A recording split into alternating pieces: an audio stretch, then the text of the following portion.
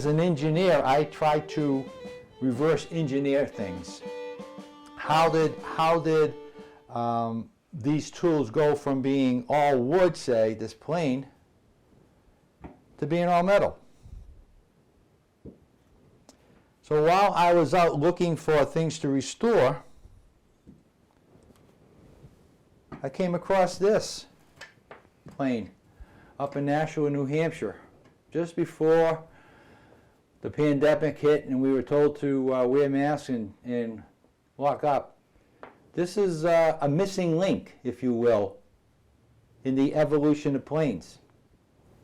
Originally, the plane was all wood, and this design goes back to the Roman era. And it was just simply an iron.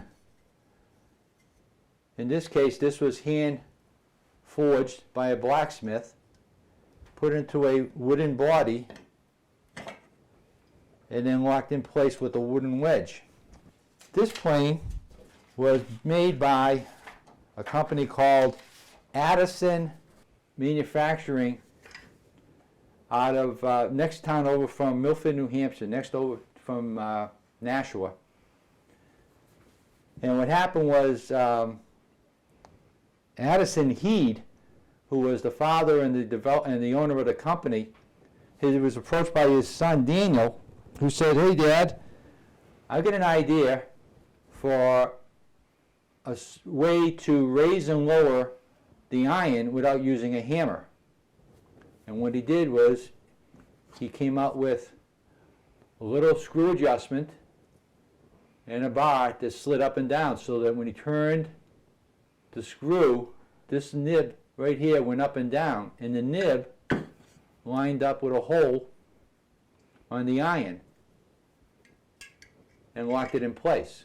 Earlier, there was a gentleman from Winchester by the name of Leonard Bailey, and he came up with this concept of a lever cap to remove and lower and raise the loosen and lower and raise the blade.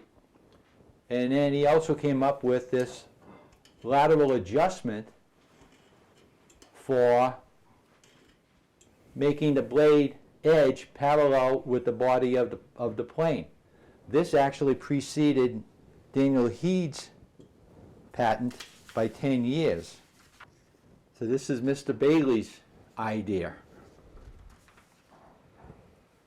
And they still weren't selling.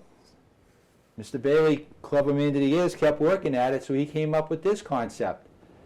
Borrowing from the locking mechanism on the Heed cap iron, he did the same thing here. So by loosening this and then raising this little adjustment arm here, the blade could be retracted or pushed out below the body. This evolution from all wood to all metal was called a transition period, and these planes became known as transitional planes or transition planes.